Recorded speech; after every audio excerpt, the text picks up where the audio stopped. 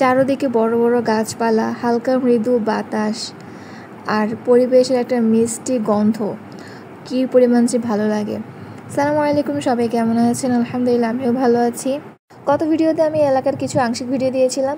তো আজকে যেহেতু আমাদের লাস্ট ট্রেনিং ছিল, তো লাস্ট ট্রেনিং থাকার কারণে আমরা চিন্তা করলাম আজকে পুরো জায়গাটা ঘোরা যাক, এরকম একটা প্ল্যানিং ছিল, আমারই ছিল। আর যখন সামনে যাচ্ছিলাম পুরো এলাকাটা নীরব ছিল, পুরো ভুতুরে ভুতুরে ছিল, তো আর সামনে এগোতে পারি নাই। তো গাছের পাটটা ছিল, ওই পাটে ঘোরার পর আমরা এদিকে চলে আসলাম, মাঠের দিকে চলে আসলাম সবাই মিলে, আমরা কলিগরা মিলে। তো পুরো মাঠটা অনেক বিশাল ছিল, অনেক বিশাল আকারের ছিল, পুরো চট্টগ্রামের পলগ্রাউন্ড মাঠের মতো ছিল, বিশাল আকারের একটা মাঠ মাশাআল্লাহ। মাঠের চারপাশটা ঘুরছিলাম আর এখানে অনেকগুলো ছাগল ছিল, ওরা ঘাস খাচ্ছিল, সেটাও দেখছিলাম, ভালো লাগছিল। আমার প্রাণী দেখলেই ভালো লাগে। তো এই যে গাছগুলো পুরো সিআরবি ভাইব, আমি আগের ভিডিওতেও বলেছিলাম পুরো সিআরবি ভাইব ছিল। আমি যখন ট্রেনিং সেন্টারে ঢুকছিলাম তখন দেখলাম আমার সামনে দিয়ে মুড়িওয়ালা যাচ্ছে। তো চিন্তা করলাম যখন ব্রেক টাইম হবে তখন মুড়ি মাখা খাওয়া যাবে। তো আমি তো চারপাশটা ঘুরলাম। তো ঘোরার পর আমি সামনে চলে আসলাম মুড়িওয়ালার কাছে, তো মুড়ি নেওয়ার জন্য, মুড়ি মাখা নেওয়ার জন্য। এই মুড়িওয়ালাকে দেখে আমার স্কুল টাইমের কথা মনে পড়ে গিয়েছে। কারণ আমরা যখন স্কুলে ছিলাম তখন দেখা যেত আমাদের সবাইকে বলা হতো লাঞ্চ নিয়ে আসবে, বাইরে খাবার খাওয়া যাবে না, তো গেটের সব অফ থাকতো। তো আমরা কী করতাম, লাঞ্চ নিয়ে আসতাম। তো অনেক সময় দেখা যেত যখন কিছু ঝাল টাল খেতে ইচ্ছে করতো, আচার খেতে ইচ্ছে করতো, তো অনেকে দেখতাম ফুচকা খেতে ইচ্ছে করতো, গেটের নিচে দিয়ে ফাঁক ছিল, ওই নিচে দিয়েই নানা রকম মানে খাবার টাবার আমরা নিতাম আর কি।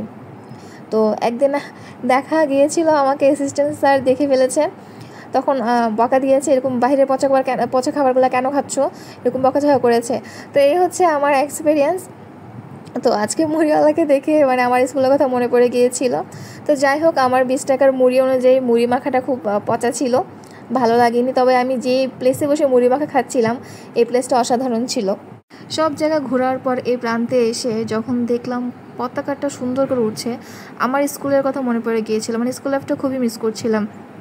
আসলে ছোটোবেলাটা খুবই সুন্দর ছিল সবারই। তো এই ফুলটা আমার খুবই ভালো লেগেছে, আমার খুবই ভালো লেগেছে।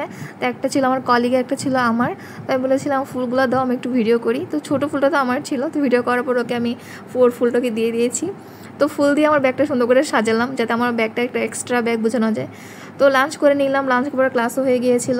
তো আজকে আমার ট্রেনিং শেষ হয়ে গিয়েছে, তো আজকে শেষ ট্রেনিং ছিল, তারপরে আমি বাসায় যাচ্ছি।